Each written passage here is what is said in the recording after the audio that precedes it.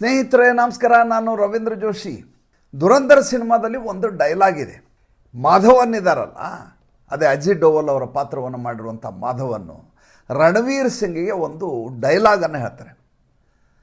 ತುಮ್ ಘಾಯಲ್ ಹೋ ಇಸಿಲಿಯೇ ತುಮ್ ಘಾತಕ್ ಹೋ ಅಂತ ಹೇಳ್ತಾರೆ. ಅಂದರೆ ನೀನು ಗಾಯಾಳುವಾಗಿದೆಯಾ, ಆದ್ದರಿಂದ ಅಪಾಯಕಾರಿಯಾಗಿದೆಯಾ ಅಂತ. ಒಬ್ಬ ವ್ಯಕ್ತಿ ಯಾರಿಗೆ ಮೈತುಂಬ ಗಾಯ ಆಗಿರುತ್ತೋ, ಈ ಹುಲಿಗೆ ಗಾಯ ಆದ ಹುಲಿ ಹೆಚ್ಚು ಭಯಾನಕವಾಗಿರುತ್ತೆ ಅಂತ, ಹೆಚ್ಚು ಕ್ರೂರಿಯಾಗಿರುತ್ತೆ ಅಂತ. ಆ ರೀತಿಯಾದಂಥ ಒಂದು ಡೈಲಾಗನ್ನು ಅಜಿತ್ ಡೋವಾಲ್ ಅವರು ರಣವೀರ್ ಸಿಂಗ್ ಪಾತ್ರಕ್ಕೆ ಹೇಳ್ತಾರೆ ಆ ಸಿನಿಮಾದಲ್ಲಿ. ಅದೇ ಸ್ಥಿತಿ ಈಗ ಕಾಂಗ್ರೆಸ್ಸಿನದಾಗಿದೆ. ಕಾಂಗ್ರೆಸ್ಸು ನಿರಂತರವಾಗಿ ಸೋಲ್ತಾ ಎಷ್ಟು ಅಪಾಯಕಾರಿಯಾಗಿ ಹೊರಹೊಮ್ತಾ ಇದೆ ಅಂದರೆ, ಈಗ ಬಾಂಗ್ಲಾದೇಶದ ಜಿಹಾದಿಗಳೇನಿದಾರಲ್ಲ, ಆ ಜಿಹಾದಿಗಳು ಮಾಡಿದ್ರಲ್ಲಿ ಏನೂ ತಪ್ಪಿಲ್ಲ. ಆ ದೀಪುವನ್ನು ಮಾಬ್ ಲಿಂಚಿಂಗ್ ಮಾಡಿದ್ದು ಸರಿ ಇದೆ ಅನ್ನುವ ನಿಟ್ಟಿನಲ್ಲಿ, ಆ ರೀತಿಯಲ್ಲಿ ಮಾತನಾಡಲಿಕ್ಕೆ ಶುರು ಮಾಡಿದ್ದಾರೆ. ಜೊತೆಗೆ ಬಾಂಗ್ಲಾದ ಜಿಹಾದಿಗಳಿಗೆ ಕ್ಲೀನ್ ಚಿಟ್ಟನ್ನು ಕೊಡ್ತಾ ಇದ್ದಾರೆ. ಎಂಥ ದುರಂತ ನೋಡಿ. ಒಬ್ಬ ಹಿಂದೂ ಯುವಕನನ್ನು ಫ್ಯಾಕ್ಟ್ರಿಯಿಂದ ಎಳ್ಕೊಂಬರ್ತಾರೆ ಪೊಲೀಸರು. ಎಳ್ಕೊಂಬಂದು ಆ ಪೊಲೀಸರು ಈ ಆಕ್ರಮಣಕಾರರ ಮೇಲೆ, ದಾಳಿಕೋರರ ಕೈ ಕೊಡ್ತಾರೆ, ಮಾಬ್ಗಳ ಕೈ ಕೊಡ್ತಾರೆ. ಆ ಮಾಬ್ನಲ್ಲಿದ್ದಂಥ ಜನ ಆತನನ್ನು ಬಟ್ಟೆ ಬಿಚ್ತಾರೆ, ಮರಕ್ಕೆ ಕಟ್ತಾರೆ, ಹೊಡೆದು ಸಾಯಿಸ್ತಾರೆ, ಬೆಂಕಿ ಹಚ್ತಾರೆ. ಇಂಥ ಮಾಬ್ ಲಿಂಚಿಂಗು ನಿಮಗೆ ಬಹುಶಃ ಜಗತ್ತಿನ ಎಲ್ಲಿಯೂ ಕಾಣಲಿಕ್ಕೆ ಸಾಧ್ಯ ಇಲ್ಲ. ಇದನ್ನು ಎಲ್ಲರೂ ರೆಕಾರ್ಡಿಂಗ್ ಮಾಡ್ತಾರೆ, ಮೊಬೈಲ್ ಹಿಡ್ಕೊಂಡು ಸುತ್ತಮುತ್ತಲು ಇರೋ ಜನ. ಜೊತೆಗೆ ಅಷ್ಟೇ ಅಲ್ಲ, ಅದನ್ನು ಲೈವ್ ಟೆಲಿಕಾಸ್ಟ್ ಮಾಡ್ತಿರ್ತಾರೆ. ಈ ರೀತಿ ಎಲ್ಲಾದರೂ ಕೇಳಿದ್ದೀರಾ? ಇಂಥದ್ದೊಂದು ದೀಪು ಚಂದ್ರದಾಸ್ ಪ್ರಕರಣ ಆಗಿದೆಯಲ್ಲ, ಒಬ್ಬ ಹಿಂದೂ, ಆತನ ಮೇಲೆ ಆದಂಥ ಇಂಥ ಘಾತಕವಾದಂಥ ಕ್ರೂರವಾದಂಥ ಕೃತ್ಯವನ್ನು ಕಾಂಗ್ರೆಸ್ ಪಕ್ಷ ಸಮರ್ಥಿಸಿಕೊಳ್ಳತ್ತೆ ಅಂದರೆ ಇದಕ್ಕೆ ಏನಂತ ಹೇಳ್ತೀರಿ ನೀವು? ಈತನ ಹೆಸರು ಡಿಗ್ಗಿ ರಾಜ, ದಿಗ್ವಿಜಯ್ ಸಿಂಗ್ ಅಂತ ಹೇಳಿದ್ದ. ಈತ 10 ವರ್ಷ ಮಧ್ಯಪ್ರದೇಶದ ಮುಖ್ಯಮಂತ್ರಿಯಾಗಿದ್ದ.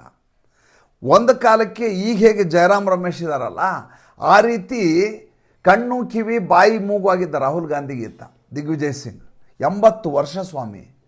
ಈ ಮನುಷ್ಯ ಈಗ ಹೇಳ್ತಾರೆ, ಭಾರತದಲ್ಲಿ ಹಾಗೆ ಅಲ್ಪಸಂಖ್ಯಾತರ ಮೇಲೆ ದಬ್ಬಾಳಿಕೆ ನಡೀತಾ ಇದೆ, ಅದಕ್ಕೆ ಇಲ್ಲಿ ದಬ್ಬಾಳಿಕೆ ನಡೀತಾ ಇರೋದ್ರಿಂದ ಬಾಂಗ್ಲಾದೇಶದಲ್ಲಿ ಜಿಹಾದಿಗಳು ಹಿಂದೂಗಳನ್ನು ಹೊಡಿತಾ ಇದ್ದಾರೆ ಅಂತ. ಇದು ಹೋದ್ರೆ ಹೊಡಿತಿರ್ಲಂತೆ. ಭಾರತ ದೇಶದಲ್ಲಿ ಮುಸಲ್ಮಾನರ ಮೇಲೆ ಅತ್ಯಾಚಾರ ನಡೀತಾ ಇದೆ ಅಂತೆ. ಅದರ ಸೇಡನ್ನು ತೀರಿಸ್ಕೊಳ್ಳಿಕ್ಕೆ ಬಾಂಗ್ಲಾದೇಶದಲ್ಲಿ ಮುಸಲ್ಮಾನರು ಹಿಂದೂಗಳನ್ನ ಈ ರೀತಿ ಹೊಡಿತಾ ಇದ್ದಾರೆ. ಇಂಥ ಕ್ಲೀನ್ ಚಿಟ್ಟನ್ನು ಯಾರಾದರೂ ಎಲ್ಲಿಯಾದರೂ ಕೊಡ್ಲಿಕ್ಕೆ ಸಾಧ್ಯ ಇದೆನ್ರಿ? ಡಿಗ್ಗಿ ರಾಜ ಕೊಡ್ತಾನೆ ಅಂತ. ಈತ ಎಷ್ಟು ಅಪಾಯಕಾರಿಯಾಗಿ ಹೊರಹೊಮ್ತಾ ಇದ್ದಾನೆ ಅಂದರೆ, ಈತನ ಇಡೀ ರಾಜಕೀಯ ಜೀವನದಲ್ಲಿ ಇದೇ ರೀತಿಯಾದಂಥ ಹೇಳಿಕೆಗಳನ್ನು ನೀವು ನೋಡಬಹುದು. 2008ರಲ್ಲಿ ಬಾಂಬ್ ಬ್ಲಾಸ್ಟ್ ಆಯಿತು ಬಾಂಬೆದಲ್ಲಿ, 26/11 ಅಂತ ಹೇಳ್ತೀವಿ. ಸ್ಪಷ್ಟವಾಗಿ ಗೊತ್ತಿದೆ, ಅಜ್ಮಲ್ ಕಸಬ್ನಿಂದ ಹಿಡಿದು ಎಲ್ಲ ಸಾಬರು ಕೂಡ ಪಾಕಿಸ್ತಾನದಿಂದ ಬಂದು ಡೋಣಿಯಲ್ಲಿ ಬಂದು ಮುಂಬೈನಲ್ಲಿ ಇಳಿದು ದಾಳಿ ಮಾಡಿದ್ದಾರೆ ಅಂತ ಜಗತ್ತಿಗೆ ಗೊತ್ತಿದೆ. ಈತ RSS ಕಾನ್ಸ್ಪಿರಸಿ ಅಂತ ಪುಸ್ತಕ ಬಿಡುಗಡೆ ಮಾಡಿಸ್ತಾನೆ. ಒಬ್ಬ ಮುಸಲ್ಮಾನ ರೈಟ್ರು, RSS ಕೈವಾಡ. ಮುಂಬೈ ಬಾಂಬ್ ಬ್ಲಾಸ್ಟ್ನಲ್ಲಿ RSS ಕೈವಾಡ ಅಂತ ಬುಕ್ ಎಲ್ಲಿಯಾದರೂ ಕೇಳಿರೋದ್ರಿ? ಸೆಫ್ರಾನ್ ಟೆರರಿಸಮ್ ಅಂತ ಹೇಳ್ತಾನೆ, ಕಾವಿಯಿಂದ ಆಗುವಂಥ ಉಗ್ರ ಕೃತ್ಯ ಅಂತ ಆತ ಹೇಳ್ತಾನೆ. ಇನ್ನು ಈ ಮಾಲೆಗಾಂವ್ ಕಾಂಡ ಆಯ್ತಲ್ಲ, ಮಾಲೆಗಾಂವ್ ಕಾಂಡದಲ್ಲಿ ಪಾಪ ಪುರೋಹಿತ್ತು, ಕರ್ನಲ್ ಪುರೋಹಿತನ ಒಳಗೆ ಹಾಕ್ಸಿದ್ದೇ ಈ ಮನುಷ್ಯ, ಆ ಸಾಧ್ವಿಗೊಳಗೆ ಹಾಕ್ಸಿದ್ದೇ ಈ ಮನುಷ್ಯ. ಅಷ್ಟು ಅಪಾಯಕಾರಿಯಾದಂಥ ಮನಸ್ಥಿತಿಯ ವ್ಯಕ್ತಿ ಈತ. ಈಗ ಹೇಳ್ತಾನೆ, ಬಾಂಗ್ಲಾದೇಶದಲ್ಲಿ ಆದಂಥ ಘನಘೋರವಾದಂಥ ಈ ಕೃತ್ಯ ಏನಿದೆ ಅದಕ್ಕೆ ಭಾರತವೇ ಕಾರಣ ಅಂತ. ನೋಡಿ, ಕಳೆದ 11 ವರ್ಷಗಳಲ್ಲಿ ನಿರಂತರವಾಗಿ ಸೋಲನ್ನು ಕಾಣ್ತಾ ಕಾಂಗ್ರೆಸ್ ಯಾವ ಮಟ್ಟಿಗೆ ಬಂದಿದೆ ಅಂದರೆ, ಅದು ತಾನೇನು ಮಾತಾಡ್ತೀನಿ ಅನ್ನೋದ್ರ ಬಗ್ಗೆನೇ ಅವರಿಗೆ ಪರಿವೇ ಇರೋದಿಲ್ಲ. ಈತನ ಮಧ್ಯಪ್ರದೇಶ ಇದೆಯಲ್ಲ, ಅಲ್ಲಿ ಮುಸಲ್ಮಾನರ ಬಾಹುಳ್ಯ ಎಷ್ಟು? ಕೇವಲ 6.5%. ಈ 6.5% ಮುಸಲ್ಮಾನರ ಓಲೈಕೆಗಾಗಿ ಈ ಡಿಗ್ಗಿ ರಾಜ ಈ ರೀತಿಯಾದಂಥ ಹೇಳಿಕೆಯನ್ನು ಕೊಡ್ತಾನೆ. ಇದಕ್ಕೆ ಕಾರಣ ಏನು? ಕಾರಣ ಏನಂದ್ರೆ ಕಾಂಗ್ರೆಸ್ನಲ್ಲಿರುವಂಥ ಸಂಸ್ಕೃತಿ. ಆ ಸಂಸ್ಕೃತಿ ಈ ರೀತಿಯಾದಂಥ ಹೇಳಿಕೆಗಳನ್ನು ಕೊಡಲಿಕ್ಕೆ ನಿಮಗೆ ಕುಮ್ಮಕ್ಕನ್ನು ಕೊಡ್ತಾ ಬರುತ್ತೆ. ಉದಾಹರಣೆಗೆ ಬಾಟ್ಲಾ ಹೌಸ್ ಎನ್ಕೌಂಟರ್ ಆಯಿತು 2011ರಲ್ಲಿ. ಉಗ್ರರನ್ನು ಹೊಡೆದುರುಳಿಸಲಾಯಿತು, ಎನ್ಕೌಂಟರ್ ಮಾಡಲಾಯಿತು. ಸೋನಿಯಾ ಗಾಂಧಿ ಕಣ್ಣೀರು ಹಾಕಿದ್ರು, ಅಲ್ಲಿ ಮುಸಲ್ಮಾನರ ಸಾವಾಯಿತು ಅಂತ ಕಣ್ಣೀರು ಹಾಕಿದ್ರು ಅಂತ ಅವತ್ತಿನ ದಿವಸ ಇದ್ದಂಥ ಸಲ್ಮಾನ್ ಖುರ್ಷಿದ್ ಹೇಳ್ತಾರೆ, ಕಣ್ಣೀರು ಹಾಕಿಬಿಟ್ರು ಸೋನಿಯಾ ಗಾಂಧಿಯವರು ಮುಸಲ್ಮಾನರ ಸಾವಾಯಿತು ಅಂತ. ಗುಂಡು ಹೊಡೆದವ್ರು ಯಾರು? ನಮ್ಮ ಪೊಲೀಸರು. ಸತ್ತವರು ನಮ್ಮ ಪೊಲೀಸರು ಆ ಎನ್ಕೌಂಟ್ರಲ್ಲಿ. ಮುಸಲ್ಮಾನರು ಸತ್ರು ಅನ್ನೋಂಥ ಕಾರಣಕ್ಕೋಸ್ಕರ ಇವ್ರಿಗೆ ನೋವಾಗತ್ತಂತೆ. ಸೋನಿಯಾ ಗಾಂಧಿ ಕಣ್ಣೀರು ಹಾಕಿದ್ರಂತೆ. ಸೋನಿಯಾ ಗಾಂಧಿ ಬೇರೆ ಯಾವತ್ತಾದರೂ ಭಾರತೀಯರಿಗೆ ತೊಂದರೆಯಾದ ಸಂದರ್ಭದಲ್ಲಿ ಕಣ್ಣೀರು ಹಾಕಿರುವಂಥ ಒಂದೇ ಒಂದು ಎಲ್ಲಿಯಾದರೂ ಉದಾಹರಣೆಯನ್ನು ನನಗೆ ತೋರಿಸಿ. ನಿಮಗೆಲ್ಲೂ ಸಿಗ್ಲಿಕ್ಕೆ ಸಾಧ್ಯವೇ ಇಲ್ಲ. ಈಗ ಯಾಕೆ ಇಷ್ಟು ಉಗ್ರರೂಪ, ಯಾಕೆ ಇವರು ಘಾತಕ್ಕಾಗಿದ್ದಾರೆ, ಯಾಕೆ ಭಯಾನಕವಾಗಿ ಹೊರಹೊಮ್ತಾ ಇದ್ದಾರೆ, ಯಾಕೆ ಅಪಾಯಕಾರಿಯಾಗಿ ಹೊರಹೊಮ್ತಾ ಇದ್ದಾರೆ ಇವರು? ಅದಕ್ಕೆ ಒಂದು ಭಾಳ ದೊಡ್ಡ ಕಾರಣ ಇದೆ. ಇವರಿಗೆ ಅಟಲ್ ಬಿಹಾರಿ ವಾಜಪೇಯಿ ಸರ್ಕಾರದ ಬಗ್ಗೆ ಭಯ ಇರಲಿಲ್ಲ. ಇವರಿಗೆ ಅಟಲ್ ಬಿಹಾರಿ ವಾಜಪೇಯಿ ಅವರು 7 ವರ್ಷ ಸರ್ಕಾರ ನಡೆಸಿದ್ರು. ಆವಾಗ ನಿರುಮ್ಮಳವಾಗಿತ್ತು ಕಾಂಗ್ರೆಸ್ಸು. ಈಗ ನಡೆಸ್ತಾರೆ, ಮುಂದೆ ಸೋಲ್ತಾರೆ, ಮತ್ತು ನಾವು ಬಂದು ಸರ್ಕಾರಕ್ಕೆ ಬರ್ತೀವಿ. ಆಮೇಲೆ ಅಟಲ್ ಬಿಹಾರಿ ವಾಜಪೇಯಿ ಅವ್ರನ್ನ ಸೋಲ್ಸೋದು ಭಾಳ ದೊಡ್ಡ ವಿಷಯ ಅಲ್ಲ. ಒಂದು ಓಟ್ ಕಡಿಮೆ ಬಿದ್ದರೂ ಆತ ಹೋಗ್ಬಿಡ್ತಾರೆ. ಒಂದೇ ಓಟನ್ನು ವಾಪಸ್ ಅವರು ಡೀಲ್ ಮಾಡಿ ಕುದುರಿಸ್ಕೊಳ್ಳಿಕ್ಕೆ ಆಗೋದಿಲ್ಲ. ಅವ್ರಿಗೆ ಸರ್ಕಾರವೇ ಬಿದ್ದು ಹೋಗ್ಬಿಡುತ್ತೆ, ರಾಜೀನಾಮೆ ಕೊಟ್ಬಿಡ್ತಾರೆ ಅವರು. ಇಂಡಿಯಾ ಶೈನಿಂಗ್ ಅಂಥೇಳಿ ಇಡೀ ಎಲ್ಲ ಕಡೆ ಅಟಲ್ ಬಿಹಾರಿ ವಾಜಪೇಯಿ ಹೆಸರಿದ್ದು ಅಷ್ಟೆಲ್ಲ ಅಭಿವೃದ್ಧಿ ಕೆಲಸ ಮಾಡಿದಾಗಲೂ ಕೂಡ ಅವರನ್ನು ಭಾಳ ಸುಲಭವಾಗಿ ನಾವು ಸೋಲಿಸಿ ನಮ್ಮ ಅಧಿಕಾರ ಗದ್ದುಗೆಯನ್ನು ಹಿಡಿಬಹುದು ಅನ್ನುವಂಥ ಸಮಾಧಾನದಲ್ಲಿ ಕಾಂಗ್ರೆಸ್ ಇತ್ತು. ವಿಪಕ್ಷದ ಬಗ್ಗೆ ಅವರಿಗೆ ಭಯವೇ ಇರಲಿಲ್ಲ ಕಾಂಗ್ರೆಸ್ಗೆ. ಕಾಂಗ್ರೆಸ್ ಯಾಕಿಷ್ಟು ದುರಾಡಳಿತ ಮಾಡ್ಕೊಂಬಂತು ಅಂದರೆ, ಕಮ್ಯುನಲ್ ಆ್ಯಕ್ಟ್ ತಂತು, ವಕ್ಫ್ ಕಾಯ್ದೆ ಪ್ರಕಾರ ಕಾಯ್ದೆ ಹೆಸರಿನಲ್ಲಿ ಇನ್ನಿಲ್ಲದ ಹಾಗೆ ಮುಸಲ್ಮಾನರು ಓಲೈಕೆ ಮಾಡ್ತೀವಿ. ದಿಲ್ಲಿಯ ಪ್ರತಿಷ್ಠಿತ 113 ಪ್ರಾಪರ್ಟಿಗಳನ್ನು ಚುನಾವಣೆಗಿಂತ ಮುಂಚೆ ಹಸ್ತಾಂತರ ಮಾಡ್ತೀವಿ ಮೌಲಾನಾಗಳಿಗೆ. ಯಾಕೆಂದರೆ ಮತ್ತೆ ವಾಪಸ್ ಹೆಂಗಿದ್ರು ನಾವೇ ಬರ್ತೀವಲ್ಲ, ನಮ್ಮನ್ನು ಯಾರು ಪ್ರಶ್ನೆ ಮಾಡೋದಿಲ್ಲ ಅಂತ ಅವ್ರ ತಲೆಯಲ್ಲಿತ್ತು. ಒಂದು ವೇಳೆ ಅಟಲ್ ಬಿಹಾರಿ ವಾಜಪೇಯಿ ಥರದವ್ರು ಬಂದರೂ ಕೂಡ ನಮಗೆ ಯಾವುದೇ ರೀತಿಯಾದಂಥ ಭಯ ಇಲ್ಲ, ಆತಂಕ ಇಲ್ಲ. ನಮ್ಮನ್ನೇನು ಅವರು ನೇಣಿಗೆ ಏರಿಸಲ್ಲ, ಗಲ್ಲಿಗೆ ಹಾಕಲ್ಲ. ಮತ್ತೆ ಸೋತು ಹೋಗ್ತಾರೆ ಅವರು, ಅವ್ರಿಗೇನು ಗೆಲ್ಲೋ ಜನ ಅಲ್ಲ. ನರೇಂದ್ರ ಮೋದಿ ಅಮಿತ್ ಶಾ ಬರ್ತಾರೆ ಅಂತ ಅವ್ರಿಗೆ ಗೊತ್ತಿರಲಿಲ್ವಲ್ಲ. ಈಗ ಸಮಸ್ಯೆ ಆಗಿರೋದದು.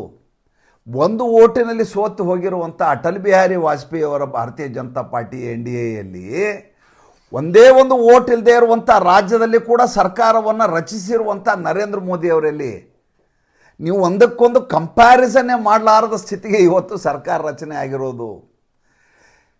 ಇಮೋಷ್ನಲಿ ಡಿಸ್ಟ್ರಕ್ಟೆಡ್ ನರೇಂದ್ರ ಮೋದಿ ಅಂತ ಹೇಳಿದಂಥ ರಾಹುಲ್ ಗಾಂಧಿ ಮುಂದೆ 3 ತಿಂಗಳಲ್ಲಿ ಧರಾಶಾಹಿ ಆಗಿದ್ದು ಹೇಗೆ? ಮೊನ್ನೆ 2024 ಚುನಾವಣೆ ಆದಮೇಲೆ, ಅದಾದ ಮೇಲೆ ಒಂದ್ರ ಮೇಲೊಂದು ಹೊಡೆತ. ಆ ಕಡೆ ಹರಿಯಾಣದ ಹೊಡೆತ, ಈ ಕಡೆ ಮಹಾರಾಷ್ಟ್ರದ ಹೊಡೆತ, ಆ ಕಡೆ ದಿಲ್ಲಿ ಹೊಡೆತ, ಈಗ ನೋಡಿದರೆ ಬಿಹಾರದ ಹೊಡೆತ, ನೋಡಿದರೆ ಪಶ್ಚಿಮ ಬಂಗಾಳ ಬರ್ತಾ ಇದೆ.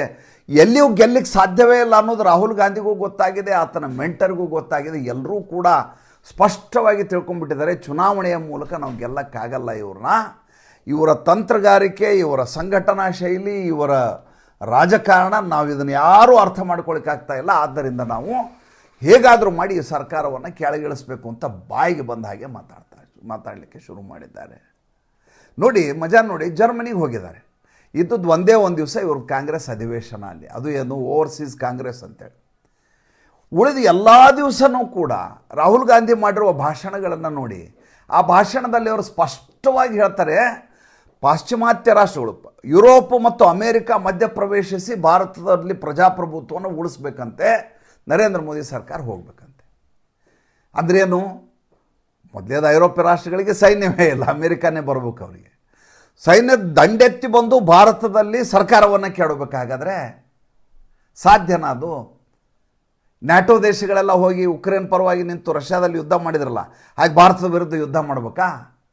ರಾಹುಲ್ ಗಾಂಧಿ ಅದನ್ನು ಸ್ಪಷ್ಟಪಡಿಸಬೇಕೀಗ. ಅವರು ಕಳೆದ 11 ವರ್ಷಗಳಿಂದ ಈಚೆಗೆ ಯಾವ್ಯಾವ ದೇಶಕ್ಕೆ ಹೋಗ್ತಾರೋ ಆ ದೇಶದಲ್ಲಿ, ನಾನು ನಿಮ್ಮ ಮೊನ್ನೆ ಹೇಳಿದೆ, 5 ವಿಷಯಗಳನ್ನು ಅವರು ಪ್ರಸ್ತಾಪ ಮಾಡ್ತಾರೆ. ಒಂದು, RSS ಅನ್ನು ವಿರೋಧಿಸ್ತಾರೆ. 2ನೇದ್ದು BJP ವಿರೋಧಿಸ್ತಾರೆ. 3ನೇದ್ದು ನರೇಂದ್ರ ಮೋದಿ ಅವರನ್ನು ವಿರೋಧಿಸ್ತಾರೆ. 4ನೇದ್ದು ದೇಶವನ್ನೇ ವಿರೋಧಿಸ್ತಾರೆ. 5ನೇದ್ದು ಪ್ರಜಾಪ್ರಭುತ್ವ ಇಲ್ಲ, ಇಲ್ಲಿರುವಂಥ ಚುನಾವಣಾ ಆಯೋಗ, ಸುಪ್ರೀಂ ಕೋರ್ಟು, ಏನೇನಿದಾವೆ ನ್ಯಾಯಾಂಗ ವ್ಯವಸ್ಥೆ, ಇಷ್ಟು ಕೂಡ ನರೇಂದ್ರ ಮೋದಿ ಅವರ ಹಿಡಿತದಲ್ಲಿದ್ದಾವೆ. RSS ಕೈ ಚಳಕ ನಡೆಸ್ತಾರೆ ಅದರ ಮೇಲೆ. ಆದ್ದರಿಂದ ಇದನ್ನೆಲ್ಲ ಓಡಿಸ್ಬೇಕು ಅಂತ ಅವ್ರು ಹೇಳ್ತಾರೆ. ಈಗ ಒಂದು ಹೊಸ ಶಬ್ದ ಕಲ್ತ್ಬಿಟ್ಟಿದ್ದಾರೆ ಅವರು. ನೇಪಾಳದಲ್ಲಿ ದಂಗೆ ಆದಾಗಿಂದ ಏನಪ್ಪ ಅಂದರೆ ಜಂಜಿ ಎದ್ದೇಳಬೇಕು, ಭಾರತ ದೇಶದಲ್ಲಿ ಜಂಜಿ ಎದ್ದೇಳಬೇಕು. ಎಂದಾದರೂ ನೇಪಾಳ ದಂಗೆ ಆಗೋಕ್ಕಿಂತ ಮುಂಚೆ ಯಾವತ್ತಾದರೂ ಜಂಜಿ ಶಬ್ದವನ್ನು ರಾಹುಲ್ ಗಾಂಧಿ ಬಳಸಿದರೆ ದಯವಿಟ್ಟು ನನಗೆ ನೀವು ತೋರಿಸ್ಬೇಕು, ಕಮೆಂಟ್ ಬಾಕ್ಸ್ನಲ್ಲಿ ಹಾಕಬೇಕು. ಎಂದೂ ಕೂಡ ಬಳಸಿಲ್ಲ. ಈಗ ಅವ್ರು ಹೇಳ್ತಾರೆ, ನಾವು ನರೇಂದ್ರ ಮೋದಿ ಅವ್ರನ್ನ ಕೆಳಗಿಳಿಸ್ಲಿಕ್ಕಾಗೋದಿಲ್ಲ, ಆದ್ದರಿಂದ ದೇಶದಲ್ಲಿ ಗೃಹಯುದ್ಧ ಆಗಲಿ, ಆ ಗೃಹಯುದ್ಧ ಆದಮೇಲೆ ನರೇಂದ್ರ ಮೋದಿ ಕೆಳಗೆ ಇಳಿತಾರೆ, ಆಮೇಲೆ ನಾನು ಅಧಿಕಾರ ಮಾಡ್ತೀನಿ, ನನ್ನಿಂದ ಅವ್ರನ್ನ ಸೋಲಿಸ್ಲಿಕ್ಕಾಗಲ್ಲ ಅಂತ ತೀರ್ಮಾನ ಮಾಡಿದ್ದಾರೆ. ಅದರ ಫಲಶ್ರುತಿ ಏನು? ಅದರ ಫಲಶ್ರುತಿ ಈ ದಿಗ್ವಿಜಯ್ ಸಿಂಗ್ ಥರದವರು, ದಿಗ್ವಿಜಯ್ ಸಿಂಗು, ಜಯರಾಮ್ ರಮೇಶು. ನೋಡಿ, ಇವರು ಕ್ಲಾಸ್ ಮಾನಿಟರ್ ಎಲೆಕ್ಷನ್ ಯಾವತ್ತೂ ಗೆದ್ದಿಲ್ಲ ರೀ ಜಯರಾಮ್ ರಮೇಶು. ಆತ ರಾಹುಲ್ ಗಾಂಧಿಗೆ ಅಡ್ವೈಸರು. ಯಾವ ರೀತಿ ಅಡ್ವೈಸು? ಈ ರೀತಿ ದೇಶದಲ್ಲಿ ಗೊಂದಲವನ್ನು ಹುಟ್ಟು ಹಾಕುವಂಥ ಹೇಳಿಕೆಗಳನ್ನು ಆತ ಕೊಡಬೇಕು, ದೇಶದ ವಿರುದ್ಧ ವಿದೇಶದಲ್ಲಿ ಭಾಷಣ ಮಾಡಬೇಕು, ಭಾಷಣ ಕೂಡ ಬರೆದು ಕೊಡ್ತಾರೆ.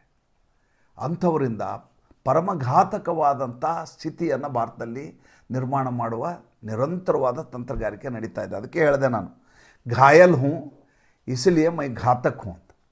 ನಾನು ಗಾಯಾಳವಾಗಿದ್ದೇನೆ, ಆದ್ದರಿಂದ ಅಪಾಯಕಾರಿಯಾಗಿ ಪರಿಣಮಿಸಿದ್ದೇನೆ ಅಂತ ಇವರೆಲ್ಲ ಹೇಳಬೇಕಾದಂಥ ಸಂದರ್ಭ. ಈ ಡಿಗ್ಗಿ ಮನಸ್ಸಿನಲ್ಲಿ ಏನಿದೆ ಹೇಳ್ಬಿಡ್ತೇನೆ ಕೇಳಿ. ಈತ ಒಂದು ಖಚಿತಪಡಿಸ್ಕೊಂಡ್ಬಿಟ್ಟಿದ್ದಾರೆ, ಏನಂದರೆ ಸೋನಿಯಾ ಗಾಂಧಿ ವಯಸ್ಸಾಗಿದೆ, ಏನು ರಾಜಕಾರಣ ಮಾಡಲ್ಲ. ರಾಹುಲ್ ಗಾಂಧಿ ನಿರಂತರವಾಗಿ ಸೋಲ್ತಾನೇ ಇದ್ದಾರೆ. ಇವತ್ತಿಲ್ಲ ನಾಳೆ ನರಸಿಂಹರಾವ್ ಅವ್ರಿಗೆ ಹೇಗೆ ಅವಕಾಶ ಬಂತೋ ಆ ರೀತಿ ಗಾಂಧಿ ಪರಿವಾರ ಅಲ್ಲದೇ ಇರೋ ವ್ಯಕ್ತಿ ರಾಜಕೀಯ ಮಾಡಬೇಕು, ಯಾರ ಹಿರಿಯ ವ್ಯಕ್ತಿ ಬೇಕು ಅಂದಾಗ ನನ್ನನ್ನು ಆಯ್ಕೆ ಮಾಡಬೇಕು, ಆವಾಗ ಮುಸಲ್ಮಾನರು ನನ್ನ ಪರವಾಗಿ ನಿಲ್ಲಬೇಕು, ಆದ್ದರಿಂದ ನಾನು ಮುಸಲ್ಮಾನರ ಪರವಾಗಿ ಮಾತಾಡಬೇಕು. ಎಂಥ ದುರಂತ ಸ್ಥಿತಿಯಲ್ಲಿದೆ ಕಾಂಗ್ರೆಸ್ಸು, ಆಲೋಚನೆ ಮಾಡಿ ನೋಡಿ. ಮತ್ತೆ ಮುಂದಿನ ಸಂಚಿಕೆಯಲ್ಲಿ ಹೊಸ ವಿಷಯದೊಂದಿಗೆ ಬರ್ತೀನಿ. ನಮಸ್ಕಾರ.